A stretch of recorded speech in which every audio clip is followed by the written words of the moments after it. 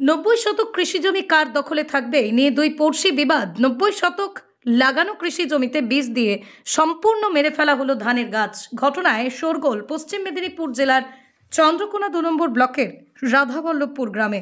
ঘটনার পর এক পড়শি সুবিচার চেয়ে ছুটলেন থানায়, আর একজন জমি ফেরত পেতে ছুটছেন আদালতে। গ্রামের বাসিন্দা তরিত ঘোষ, তার পরিবারের সদস্যদের অভিযোগ 2012 সালে রাধাবল্লভপুর গ্রামের রাধানগর মৌজার গণেশ বত্রর কাছ থেকে বেশ কয়েক লক্ষ টাকা মূল্যে 90 শতক জমি ক্রয় করেন। তারপর থেকে জমির দখল নেয় তরিত ঘোষ সহ তার পরিবারের সদস্যরা। জমিতে চাষাবাদ করতে শুরু করে তরিত, কিন্তু জমি দীর্ঘদিন ধরে রেজিস্ট্রি করে দেয়নি গণেশ পাত্র বলে অভিযোগ তরিত ঘোষের। বর্তমানে তরিতের কাছ থেকে জমি ফেরত চায় গণেশ। এই নিয়ে দুপক্ষের বিবাদ।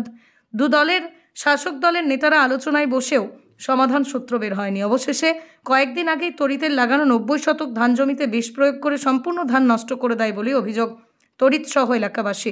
ঘটনায় সুবিচার চেয়ে তরিত ছুটল থানায়। তবে তরিতের অভিযোগ, গণেশের ছেলে তৃণমূল নেতা বলেই সে প্রভাব খাটাচ্ছে। পাল্টা গণেশের দাবি এই জমি তার, তাই তিনি জমিতে বিষ দিয়েছেন। এমনকি নিজের জমি দখলমুক্ত করতে আদালতের দ্বারস্থ হয়েছেন বলেও জানিয়েছেন তিনি। তবে যাই হোক, গোটা ঘটনায় তীব্র শোরগোল ছড়িয়েছে।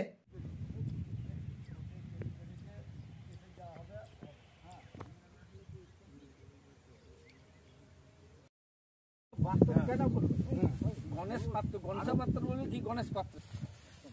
না না ওইভাবে না, না না তবে যেটা সত্যি কথা সেটা তো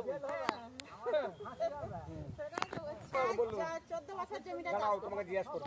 দাঁড়ান না।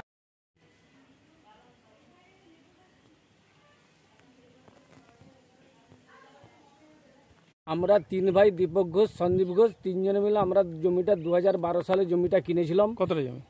90 ডিসিমাল জমি, যার মূল্য হয়েছিল 4,60,000 টাকা। আমরা টাকাটা মিটিয়ে দিয়েছিলাম। আমাদের আর্থিক অবস্থার জন্য আমরা জমিটা রেজিস্ট্রি করতে পারিনি বা দলিল করতে পারিনি, কিন্তু বিগত 4-5 বছর ধরে ওকে জমির দলিল করে দেওয়ার জন্য বলি, কিন্তু আই দেবো কাল দেবো বলে পরে স্বীকার করিয়া পরে ওর ছেলে পঞ্চায়েতের তৃণমূলের পঞ্চায়েত হওয়ার পর ও ঘুরে আমাদেরকে দেখায়, মেজাজ দেখায় যে আমাদের বর্তমান মূল্যে জমির দাম দিলে তবেই আমরা রেজিস্ট্রি করে দেবো, নচেত নয়।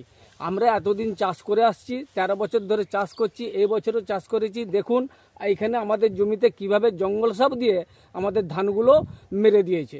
এর জন্য আমি গ্রামের দেশের লোককে জানিয়েছি, পার্টির লোককে জানিয়েছি, মাননীয় বিধায়ককে জানিয়েছি এবং পুলিশ প্রশাসনকে জানিয়েছি এবং আমরা লিখিতও জানিয়ে দিয়ে আসছি। এর জন্য আমরা জনগণের কাছেও বার্তা দিচ্ছি যে এর সঠিক বিচার যেমন আমরা পাই। মানে কি মনে করছেন যে শাসক দলের অবশ্যই তো শাসক দলের পঞ্চায়েত হওয়ার জন্যই তো তার এত মনোবল বেড়ে গেছে এবং আমাদেরকে জমিটা না দিবার ধান্দাই রয়েছে। তাহলে আপনার হওয়া ফসলকে নষ্ট, হওয়া ফসলকে মেরে দিলে, এবং সেটা আপনারা দেখতে পাচ্ছেন যে এখানে সত্যিকার ফসল মেরেছে না মারেনি। এবং ও যে মজুর দিয়ে মেরেছে সেই মজুরের নাম হচ্ছে লুলু মান্ডি ভেলাইবনি, তার নামেও আমরা যে কমপ্লেন জানিয়ে এসেছি। আপনার নাম? আমার নাম তরিত ঘোষ। কয়েকজন মিলে কিনেছিল, তারা যেটা অভিযোগ করছে দীর্ঘ কয়েক বছর পর আপনি জমি তাকে রেজিস্ট্রি করে দেননি, পুনরায় আপনি জমি দখল নেওয়ার জন্য সে যে ফসল লাগিয়েছিল তাতে আপনি জঙ্গল সাপ দিয়ে দিচ্ছেন। আপনার ছেলে নাকি তৃণমূলের পঞ্চায়েত সদস্য বলে সেই প্রভাব কাটাচ্ছেন, কি বলবেন? হ্যাঁ, এটা সম্পূর্ণ মিথ্যা কথা। আমি জমিটার জন্য আমি আদালতের দ্বারস্থ হয়েছি। হ্যাঁ, আমার একটাই কথা যে আদালতে যা মীমাংসা হবে, যেভাবে আদালত রায় দিবে সেই রায়ই আমরা মেনে নেব। এই বিষয়ে আমি আর কিছু বলতে পারবো না। আদালতেই আমাদের, যেহেতু কোর্টে আমাদের কেস করা আছে, আদালতেই আর। কিন্তু ওষুধ নাকি দিয়েছেন? যে হ্যাঁ, ওষুধ আমার জমি আমি ওষুধ দিয়েছি। হ্যাঁ, আমার জমি আমি ওষুধ দিয়েছি। এবারে সেটা তো মানে আপনি আমার ব্যক্তিগত সম্পত্তি। আপনি জমি ফেরতের জন্য আদালতের দ্বারস্থ হয়েছেন? জমি ফেরতের জন্য নয়, আমার জমি আমি চাষ করতাম। চাষ ওরা কখনোই করেনি। ওরা একটা মিথ্যা প্ররোচনা দিয়ে সব করছে। চাষ আমি নিজেই করতাম এবং আমি আমার জমি করেছি। আমি আমার জমিতে জঙ্গল সার দিয়েছি। ওরা যে বলছে 13-14 বছর ধরে জমি গন্ডগোল হচ্ছে। তরিত ঘোষ নামে একজন বলছে যে তার জমিতে ঘাস মারা দিয়ে দিচ্ছে, গল্পটা জানেন? হ্যাঁ জানি তো, আমার পাশের জমি জানবো নি। কি বিষয়টা কি বলুন তো? বিষয়টা গলার থেকে আপনি আমার দিকে তাকান, বলুন বিষয়টা কি? বিষয়টা গনসা বলে একজন গণেশ পাত্র বলে আছে, তার জমি। এবারে তার জমি এবারে তোমার সন্দীপ ওরা কিনে, বুঝতে পারছো? আর কত বছর? 13 বছর ওরা কিনেছে। আচ্ছা কিনেছে, আমরা দেখতে পাচ্ছি কিনেছে। আচ্ছা ওইটি এবারে যাই হোক, পয়সা কিছু বাকি রয়ে যাক কি যাই হোক, যে কোনো বিষয়ে ওদের রেজিস্ট্রি হয়নি। না হতে এই 13 বছর বাদ দিয়ে দেখছি না, প্রথমে সে যা গণসাপাত সে এসে চাষ দিয়ে দিয়েছে, চাষ দিয়ে দিয়েছে।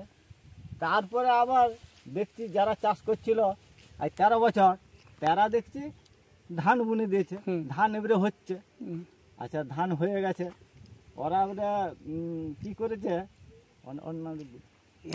এবারে গণেশ সে কি করেছে, বলছে আমার জমি আর আমি, ও এবারে 20টা দিয়ে দিয়েছে, জঙ্গল সাপ দিয়ে দিয়েছে, জঙ্গল সাপ দিয়ে দিয়েছে, দিয়ে নষ্ট করে দিয়েছে, দিয়ে একবারে নষ্ট, মানে সব মরে গেছে। আমার এটা কি মনে হচ্ছে অন্যায় হয়েছে না? পুরা অন্যায়। এই তো আমারও তো সাইডের জমি, এই তো আমারও তো মরেছে। কি নাম আপনার? আমার মহাদেব পাল। সন্দীপ ঘোষ, তরিন ঘোষ চাষ করছে। কি হয়েছিল তারপরে আজকে এখন কি ঘটনাটা কি ঘটেছে? এখন ওই তো হঠাৎ জঙ্গল সাপ দিয়ে দিয়েছে। আপনারা জানেন জিওমিটার কাছ থেকে টাকা ফাঁকা দিয়েছিল বা দিয়েছিল না? এইভাবে একটা ফসলকে কি মেরে দেওয়া যায়? আপনি তো কৃষক। না এটা উচিত না। কিভাবে দেখছেন আপনারা বিষয়টা?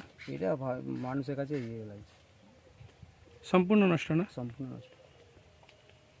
এই যে মারলো, মানে সেই যে তার দাবি করছে, ওদের কি কোনো কি পলিটিক্যাল ব্যাকগ্রাউন্ড আছে?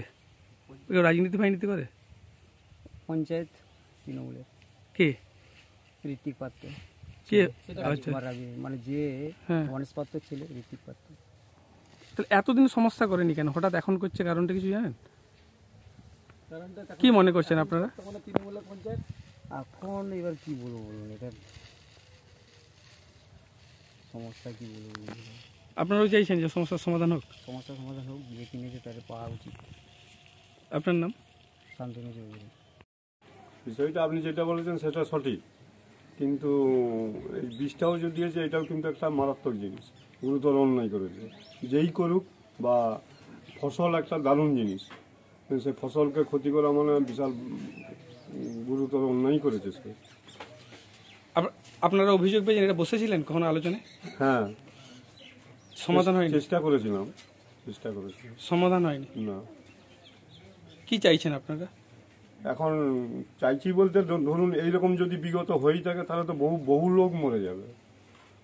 আমিও তো জমি কিনেছি, ধরুন কোনো কারণে রেজিস্ট্রি করতে পারিনি, তো আমিও তো জমিটা তাহলে আর পাবনি।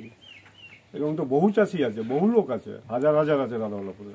কিন্তু যেটা অভিযোগ পাওয়া যাচ্ছে বা যেটা আমরা জানতে পাচ্ছি, যে ঘটনাটা ঘটিয়েছে তারাও তো শাসক দলের একজন কর্মী, আপনিও তো শাসক দলের নেতা, কি বলবেন? এটা কি দলে জানাবেন? দল তো জানে স্যার।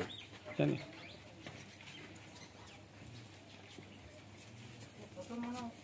আপনার নাম? আমার নাম শঙ্কর পণ্ডা।